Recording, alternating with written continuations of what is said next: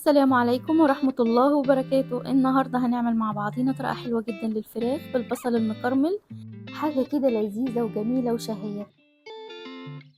وقبل ما نبدأ نسمي الله ونصلي على رسول الله ونبدأ ونشوف طريقة التحضير والمكونات اللي معانا. أول حاجة بكون غسلة الفراخ كويس جدا جدا ونقعاها طبعا، وبعدين طلعتها ونشفتها، وكنت محضرة طبق فيه معلقة كبيرة من الملح ومعلقة كبيرة من الفلفل الأسود، وكمان طبق تاني كنت حاطه فيه 5 فصوص من الثوم كبار فرماهم كويس جدا. وابتديت ان انا املح الفراخ بتاعتي من تحت الجلد ومن فوق الجلد. المهم ان احنا نملح الفراخ كويس جدا، واهم شيء المنطقة اللي بتكون عند الصدر دي، لان طبعا بتكون فيها لحم زيادة، فشوية بنحط فيها ملح على اساس ان يكون الحياء بتاعها كويس ومظبوط. وكده ببتدي ان انا اخلص كل الكمية اللي معايا وملحها بالفلفل الاسود والملح على نفس الطريقة. اهم حاجة بقى معانا تكون الفراخ بتاعتنا ما تكونش كبيرة، يعني تكون مثلا تقريبا وزنها مثلا 800 جرام 900 جرام، ما تتعداش يعني الكيلو. يعني الفراخ اللي انا بشتغل بيها النهاردة بعمل بيها الوصفة بتاعتنا دي 800 جرام. ودي بقى طريقتي المعتمدة اللي دايما بعتمدها مع الفراخ في تقطيعة الصدر بالذات. بفتح الصدر من جوه كده على بره من عند الجناح وباخده لبره على طول، وطبعا ما بنفصلش اللحمة عن بعض، يعني بس بنفتحه سنة كده صغيرة الصدر من عند المنطقة اللي بيكون فيها اللحم زيادة. وطبعا الطريقة دي في التقطيع بتساعدنا على الفراخ انها تتبل كويس وتتملح كويس وتستوي معانا اسهل واحسن. ويلا لو اول مرة تشوفيني دي قناة اكلات وتكات لبنى، ويا ريت ما تنسيش تعملي لنا لايك وشير واشتراك للقناة. وتاني خطوة معانا الثوم، طبعا 5 فصوص ثوم مهروسين كويس جدا. اخدت من الثوم وابتديت ان انا احط طبعا في اللحم بتاع الفراخ، واحط تحت الجلد بتاع الفراخ الثوم كويس جدا زي ما انتم شايفين كده. وطبعا هكمل كل الكمية اللي معايا بنفس الطريقة دي. طريقة الفراخ دي من الطرق الجميلة جدا اللي بيكون طعمها مميز والصوص بتاعها جميل. والخطوة اللي بعد كده بنكون مجهزين البصل ومقطعينه شرايح.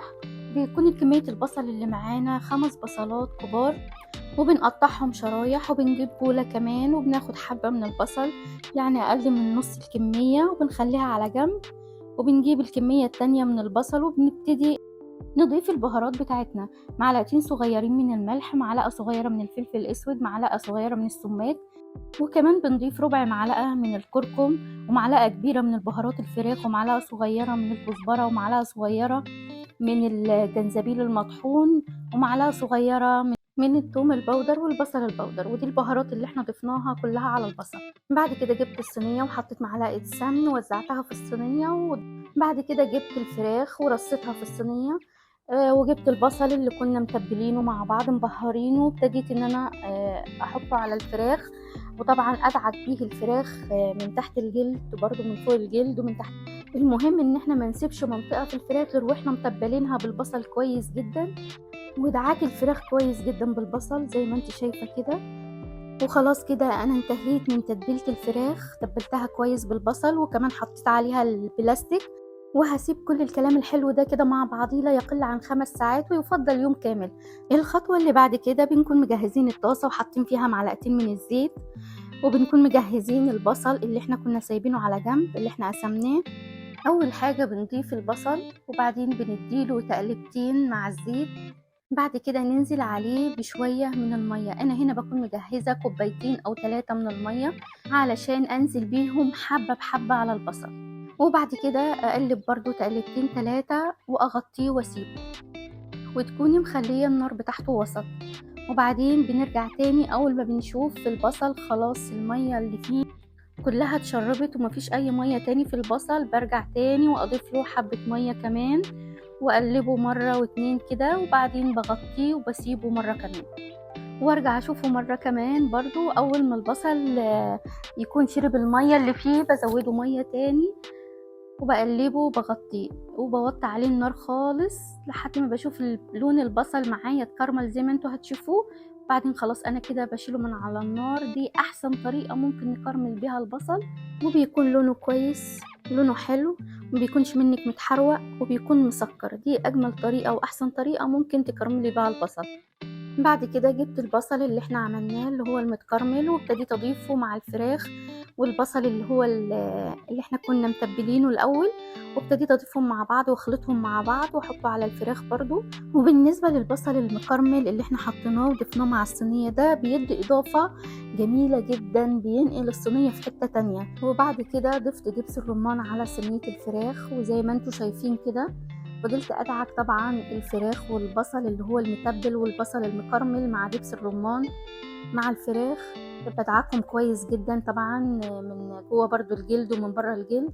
حطيت كل الاضافات الحلوه الجميله دي وكل الكلام الحلو ده مع بعضيه، وكمان معلقه سمن كده من فوق.